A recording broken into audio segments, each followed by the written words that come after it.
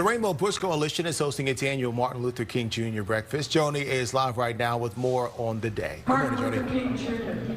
Good morning. Well, the 33rd annual Dr. Martin Luther King celebration by Rainbow Push is just a room full of history makers. So many people who have done the first here in Chicago, a town that produced the first black president. We're listening to Mayor Lori Lightfoot address the crowd right now. She thanked Reverend Jesse Jackson for gathering everyone here today, and he was able to stand at that podium and talk about the past and the future.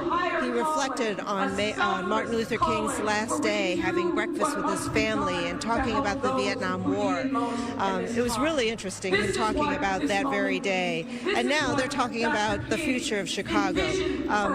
Reverend Jackson sat with Mayor Lightfoot during the invocation. I think all of the other candidates for mayor are also in attendance here. The educators are here talking about the importance of education for children and how Dr. King promoted education as a way toward racial equality.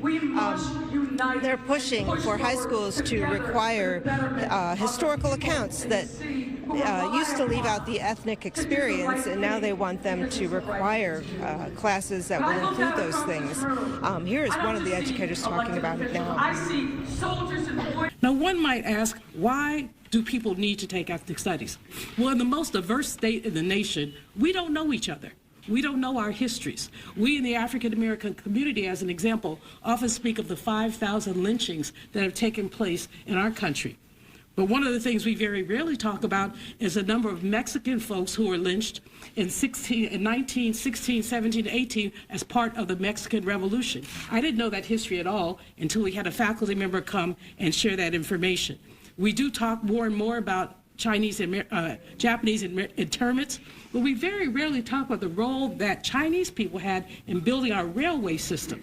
These are some of the things that come up when we study ethnic studies. And they'll be giving out scholarships as well. Mayor Lightfoot talking about the future of Chicago. She is calling for everyone to embrace unity on this day and service as well. She's also talking about Reverend Jackson and his dedication to serving the community. Reverend Jackson reflected on the conditions of the past, what's ahead for the future.